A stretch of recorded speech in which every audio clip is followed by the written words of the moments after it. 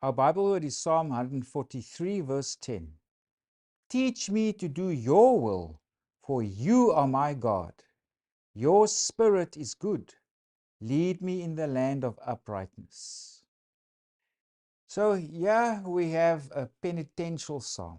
And in other words, to be penitent, it means, the psalmist recognizes he's a sinner before God. He makes his recognition.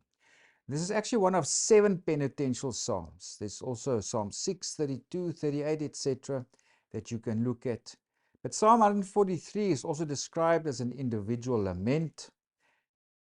The psalmist laments before God because his life's in danger. He feels under threat and he's lamenting to God, I need your help. I'm in danger, please. So the psalmist turns to God when enemies begin to threaten him. And there are various portions to this psalm. For example, verses 1 to 2, it's a plea for God's righteousness. In other words, God must show his righteousness through giving help. So verses 1 to 2 is a plea for help, and it appeals to the faithfulness and the righteousness of God. And of course, part of this also is because this is also a penitent psalm. The psalmist gives recognition that he is a sinner. So he requests, he pleads to God, please overlook my sins and do not condemn him through his troubles. So if you go there, it begins, hear my prayer, O Lord, give ear to my supplications. In your faithfulness, answer me. So this is plea for help.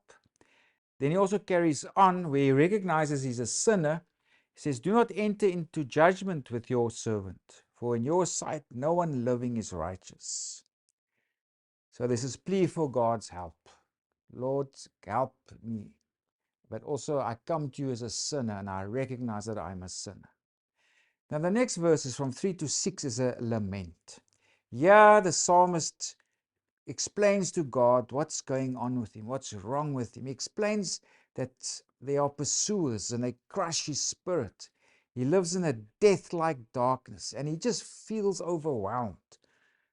In verse 3, for the enemy has persecuted my soul. He has crushed my life to the ground. He has made me dwell in darkness, etc.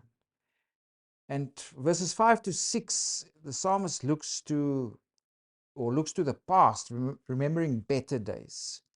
It says, I remember the days of old. I meditate on all your works. So the psalmist here refers to times in the past where he experienced God's help. So it's, now he's in time of crisis, but he finds hope and encouragement also to think back on the past where God has come to his help. Now, verses 7 to 10.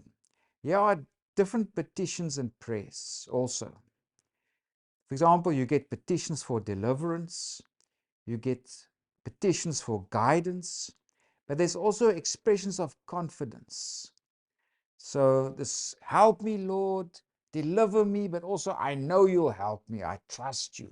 So this is this mixture of confidence and also petitions for help and guidance. So part of this petition for guidance is also prominent in our specific Bible word. He recognizes he's a sinner. He expresses confidence in God. God will help him. But part of the package is that the psalmist also comes to God and says, God, guide me, lead me, give me your knowledge. For example, if you go to our Bible word, it begins with a petition for guidance. Teach me to do your will. Then it goes on to an expression of confidence. For you are my God. Your spirit is good. Then it ends with another petition for guidance. Lead me in the land of uprightness. So look out for these various petitions in verses 7 to 10. There's petitions for deliverance, petitions for guidance, and also these expressions of confidence. And the psalmist also says, my soul longs for you. He's like this watchman. He's waiting for the morning to come, the dawn, when God's help will appear. And he also pleads with God, God, please come help me quickly. If we go to verse 7, answer me speedily, O Lord, my spirit fails. Do not hide your face from me, etc. So look out for these various combinations and these various petitions and prayers. And then the concluding prayer, again, it's about just reiterating, God, I need your help. Revive me, O Lord, for your name's sake, for your righteousness' sake. Bring my soul out of trouble. So here he again appeals to God's righteousness. God is righteous. He'll give help and comfort to those who come to him and ask for help. So this is a penitential psalm. The psalmist recognizes he's a sinner. Part of that also is a lament. He's in trouble and he comes to God and needs God's help. But part of this also, he comes to God asking, pleading with God for guidance so that he can lead a righteous life.